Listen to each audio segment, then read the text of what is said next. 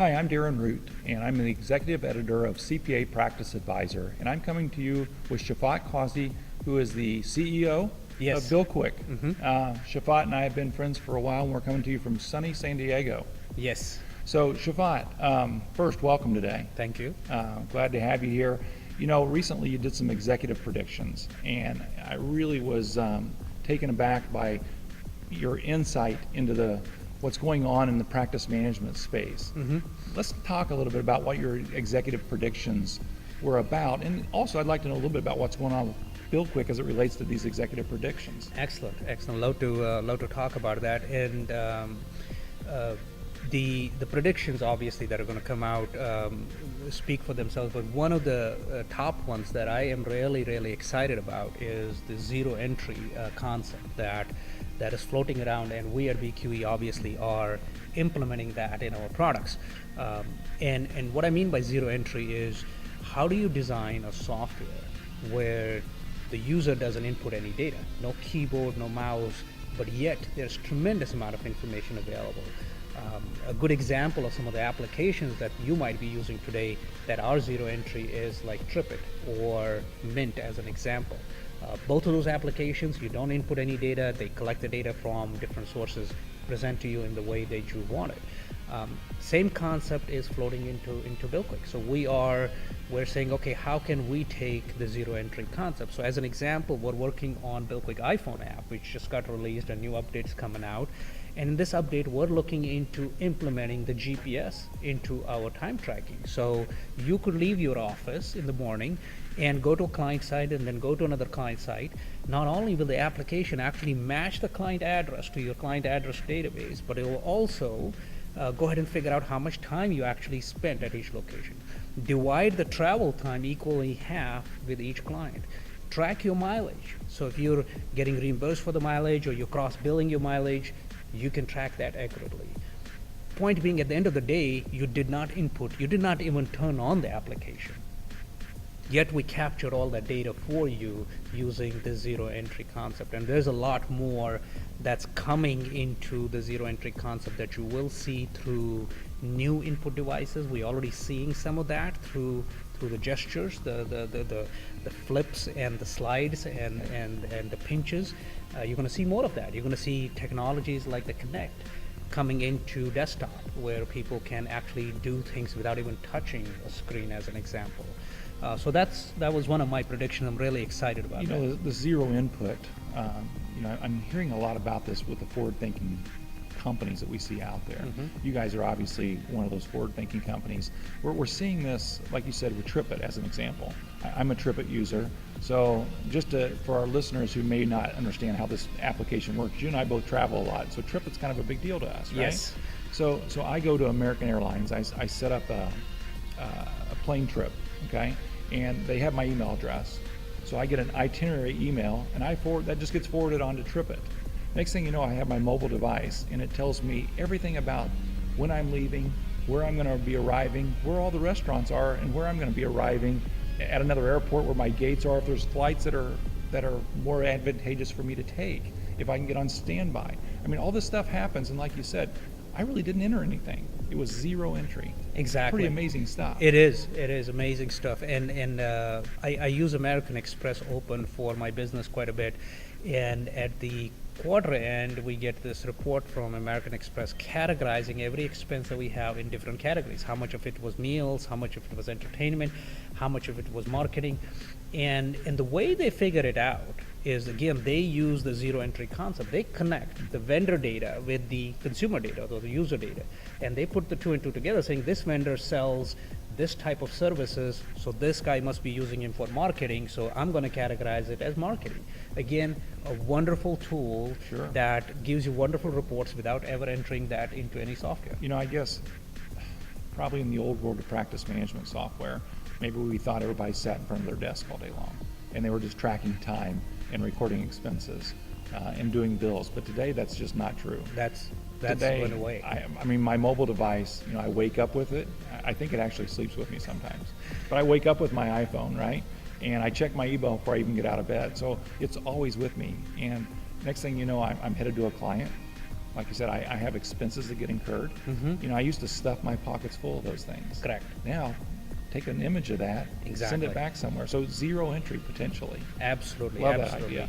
And there are tools out there that actually not only allow you to take a picture, but they will actually do a OCR, or automatic character recognition, on the receipts and figure out what kind of expense it was and how much it was for. And we're building some of that technology into our products too. Oh, wow. So what else is on the radar for you? Well, we zero entry obviously Sure. is one of our designs, but we also are looking into several other concepts. One of them being, of course, making the data or devices data agnostic. So this is huge for us. So we're saying cloud computing is finally shaping up, bandwidth prices are going down.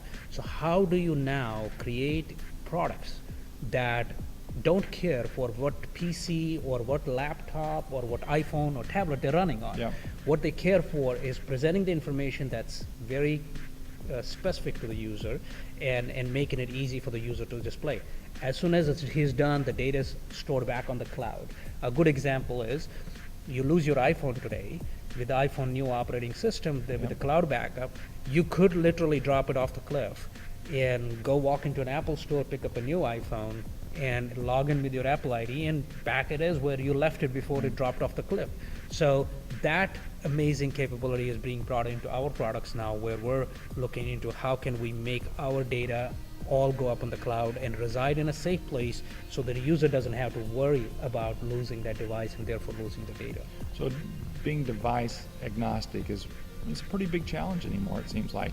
Have you guys been able to make that leap so far? Yes, as a matter of fact, today most of our products, as you know, are agnostic to the operating system, agnostic to the accounting software they use. That's where we really champion. We don't want the user to be tied in or chained into a specific operating system, specific hardware, or specific accounting software. And that's where we come in and we provide our products that work with everything that's out there, making them kind of agnostic in that area. So you and I were talking earlier, and you told me about this concept called zero friction design.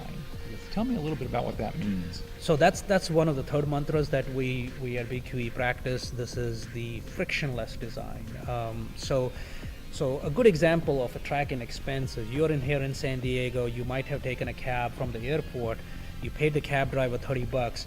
Now imagine the friction that you have to go through to record those $30. You have to take a picture of the receipt, you have to take your laptop out of your bag, find internet connection, log on to some online portal, get into that expense sheet, record your expense, upload the receipt.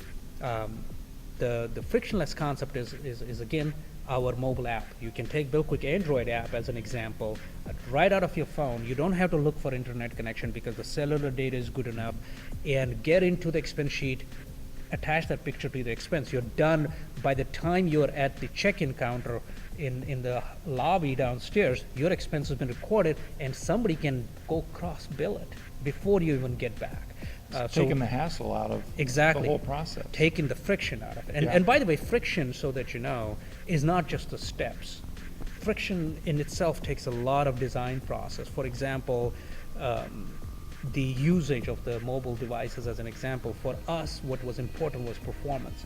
Mobile applications, people do not use them if they're slow. In any way, they're slow. They have to be fast. So we had to sacrifice features for performance. Sure. Very important. And of course, the last but not the least, you have to consider the simplicity of the application. Overpowering your application isn't necessarily good. That's a friction sometimes because people get confused with too many buttons.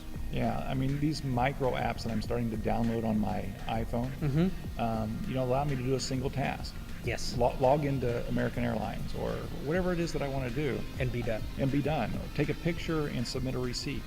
Things like that. I mean, I'm really so impressed, Shafat, with all you guys are doing, because you guys seem to be right on the cutting edge of everything that's going on in this particular space, the whole practice management space. This, I hadn't thought about this concept of frictionless design. But you're right. It's a new concept for me. But from the standpoint, I used to have to, like you said, pull out my laptop, log in. It was just a hassle. It was. I would do it when I got back to my room or something like that. Or maybe even forget it. Right? Which is more than when you get to be my age. It's what happens, right?